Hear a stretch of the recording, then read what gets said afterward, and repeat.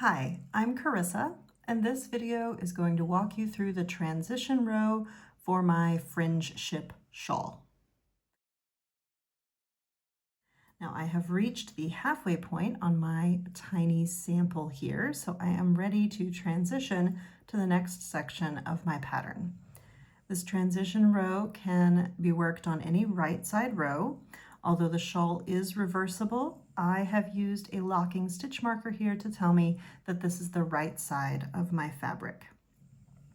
Now the transition row is going to do three things. We are going to stop working the increases at these 2 points and switch to decreases instead. We are going to take the stitch just before the stitch marker and the stitch just after the stitch marker, and we are going to swap them. We're going to crisscross them like a tiny cable.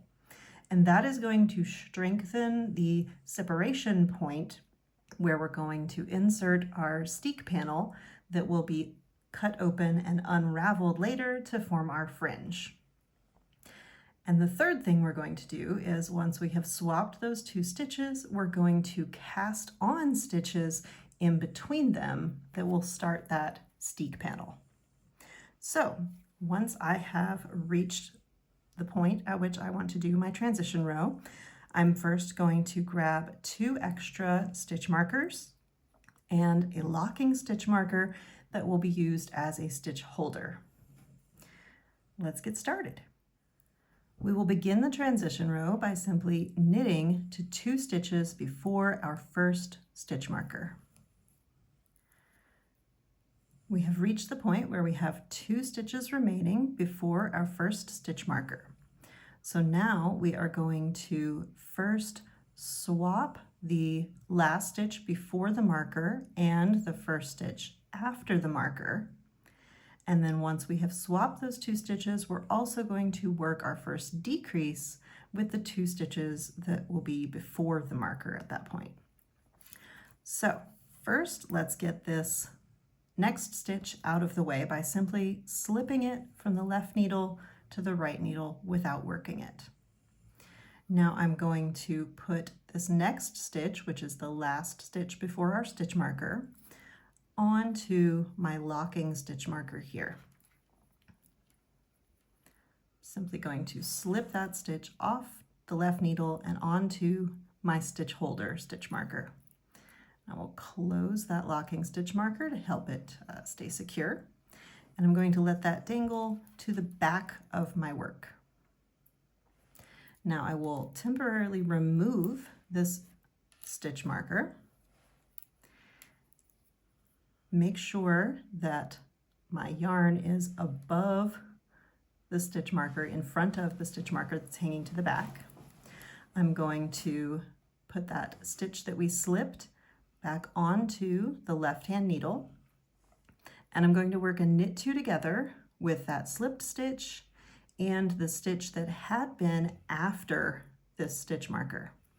So I'll work a knit 2 together, and that will be our first decrease.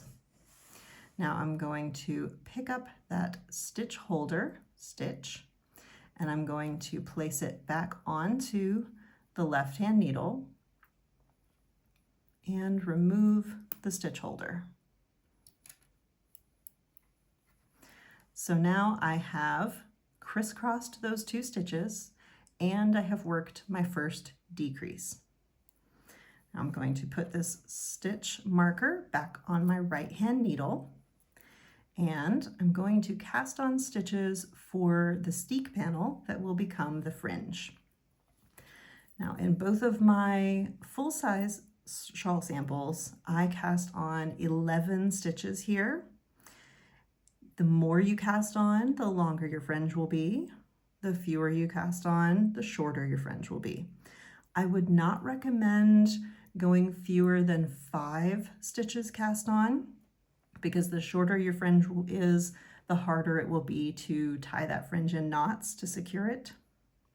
And I would not recommend going more than, say, 15 stitches cast on, because casting on 15 stitches in between these two existing stitches, you're going to have a whole bunch of stitches crammed in there on your needles, and it's going to make it a little harder to work the next few rows.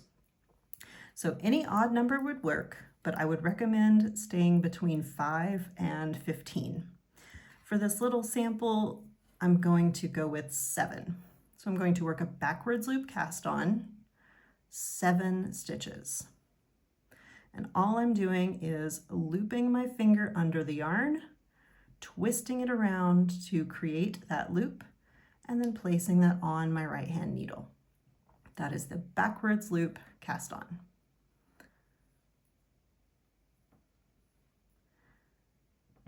So I have cast on 2, 4, 6, 7 stitches there.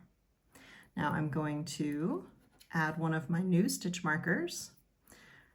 And now the stitches cast on in between these two stitch markers are going to be the steek panel that becomes my fringe. Now the next stitch, I am going to knit through the back loop.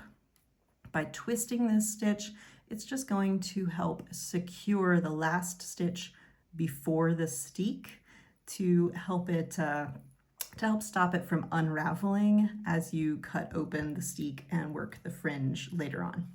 So I'm going to knit this stitch through the back loop. So that is all we need to do for this inflection point where we switch from increasing to decreasing. We swapped the stitches before and after, and we added our cast on stitches for our steek panel. Now I am going to knit to 1 stitch before the center stitch marker.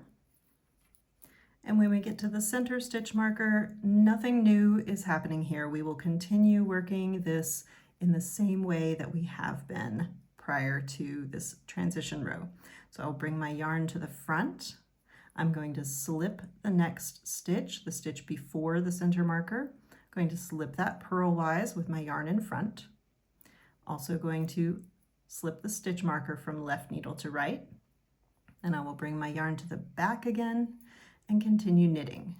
And I will knit to 2 stitches before the next stitch marker. Here we are, 2 stitches before the next stitch marker, and I'm going to do the exact same thing that I did at our first stitch marker over here. We're going to get this next stitch out of the way temporarily by slipping it purlwise from left needle to right needle. I'm going to put the next stitch onto my stitch holder, lock that, and let it dangle to the back of my work. I'm going to temporarily remove my ring stitch marker. And now I want to make sure that my yarn is in front of or on top of my stitch marker that's dangling to the back. Now I'm going to transfer that slipped stitch back to the left needle and work my knit 2 together. Then I can pick up the stitch holder from the back and I will place that stitch back on the left hand needle and remove the stitch holder. Now I can put my closed ring stitch marker back on my needle. I will cast on the stitches for my steek panel.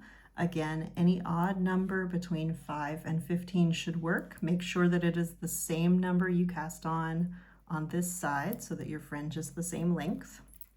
So I will backwards loop cast on 1, 2, 3, 4, 5, 6, and 7 for my little sample here. And then I will add my last stitch marker to my right needle to denote that fringe steek panel in between the 2 stitch markers.